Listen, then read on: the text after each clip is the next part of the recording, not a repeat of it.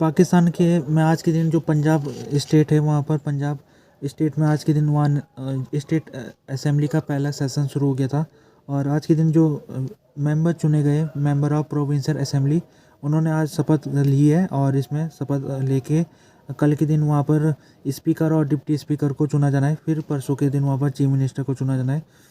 तो यहाँ पर जो सेशन शुरू होने का समय था वो 10 बजे था सुबह का, लेकिन 4 घंटे की देरी हुई और 2 बजे से सेशन शुरू हुआ।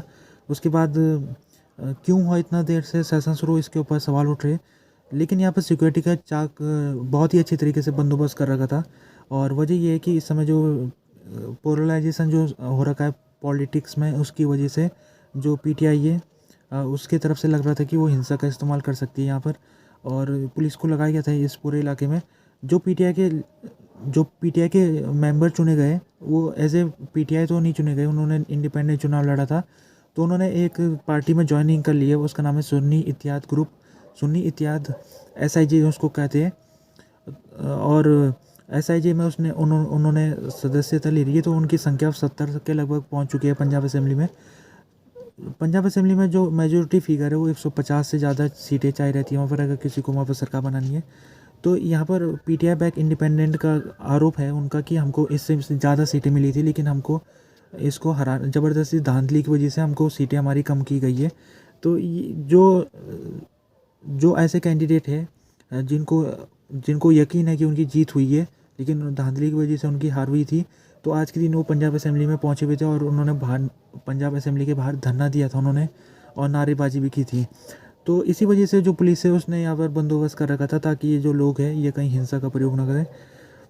इसके अलावा कल के दिन जो सिंध है वहाँ पर भी असेंबली का सेशन शुरू हो जाएगा। और वहाँ पर पीपीपी की सबसे बड़ी पार्टी है, तो पीपीपी के जो लीडर है बिलावल भुट्टो, आज उन्होंने प्रेस कॉन्फ्रेंस की है।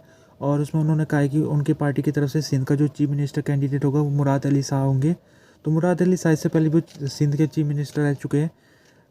इस समय जो इमरान खान की तरफ से कल बयान आया था, और बयान ये आया था कि इमरान खान ने अपने पार्टी लीडरों को आदेश दिया था कि वो IMF के पास लेटर लिखे और IMF से कहे कि जो पाकिस्तान को IMF की तरफ से कोई आर्थिक सहायता नहीं मिलनी चाहिए, क्योंकि जो पाकिस्तान में इस समय जो सरकार है वो एक नाजायज़ सरकार है। वो उससे क्या होगा कि अगर कोई नाजायज़ सरकार के पास अगर IMF पैसे दे देता है तो इससे IMF को भी नुकसान होगा और पाकिस्तान को भी नुकसान होगा।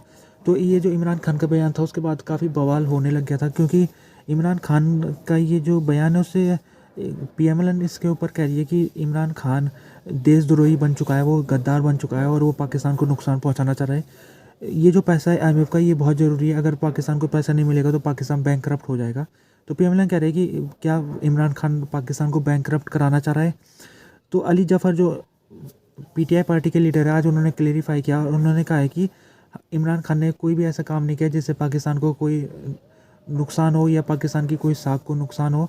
उन्होंने कहा है कि इमरान खान ने जो बात की है वो बिल्कुल सही है। और उन्होंने कहा है कि इमरान खान ने जो कहा है कि अगर ये पैसा एक ऐसी गवर्नमेंट के पास भेजा जाता है जो एक नाजायज़ गवर्नमेंट है, तो वो नाजायज़ गवर्नमेंट इस पैसे का गलत इस्तेमाल करेगी और वो लोगों के ऊपर खर्च नहीं करेगी बल्कि अपना पेट भरने के लिए खर्च करेगी।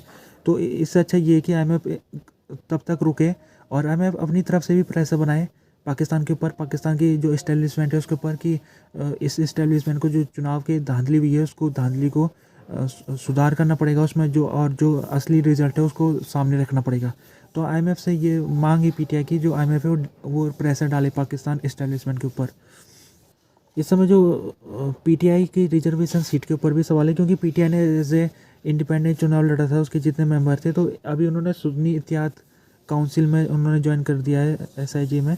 तो उसके बाद उनका SIC में जब उनका ज्वाइनिंग हो गया है तो क्या उनको रिजर्व सीटें मिलेगी। पाकिस्तान में रिजर्व सीटों का मामला होता है वहाँ पर, और रिजर्व सीटें महिलाओं को मिलती हैं और कुछ माइनॉरिटी सीटें भी होती है रिजर्व में। तो जो पार्टी है केवल उसी को ही रिजर्व सीटें मिल सकती है। कोई इंडिपेंडेंट अगर चुनाव लड़ के आता है तो वो क्योंकि इंडिपेंडेंट है तो वो इस सीटों में अपना अधिकार नहीं जमा सकता है। तो पार्टी जो सबसे बड़ी पार्टी होती है उसको सबसे ज़्यादा रिजर्व सीटें मिलती है। तो PTI के जितने कैंडिडेट चुन के आ रखे हैं सब इंडिपेंडेंट चुन के आ रखे हैं, तो उनमें से किसी को भी रिजर्व सीट चुनने का मौका नहीं है, किसी को रिजर्व सीटें नहीं चुन सकते हो। तो PTI ने क्या किया, इसके लिए उसने SIC में उसने ज्वाइनिंग कर ली सुन्नी इत्तेहाद सुन्नी इत्तेहाद काउंसिल में उसने ज्वाइनिंग कर ली थी, तो उसके बाद उसको उम्मीद है कि उसको रिजर्व सीटें मिल जाएगी। और रिजर्व सीटें मिलने का चांसेस उसका आधा आधा है, 50-50% है। और 50-50% इसलिए क्योंकि जो SIG है उसका कोई अपना मेंबर नहीं है पार्लियामेंट में, ना ही कोई स्टेट असेंबली में, और ना ही उसने जो रिजर्व कैंडिडेट थे उसकी तरफ से उसका नाम भी उसने इलेक्शन कमीशन को सौंपा नहीं था इलेक्शन पहले होने से पहले। तो इसको देखकर भी हो सकता है कि जो सुन्नी इत्तेहाद काउंसिल को जो लिस्ट भेजेगी वो अपने रिजर्व सीटों के लिए वो उसको नहीं मिलेगी, क्योंकि उसने जो उसने रिक्वायरमेंट है उसका फॉलो नहीं किया है। और ये भी हो सकता है कि उसको मिल जाए, लेकिन अगर जो भी होगा फैसला मिले या ना मिले, ये कोर्ट के ऊपर ये मामला आखिरकार इसने जाना है, और कोर्ट ही इसमें फैसला देगा कि जो क्या सुन्नी इत्तेहाद काउंसिल को कोई रिजर्व सीटें मिलेगी या नहीं मिलेगी।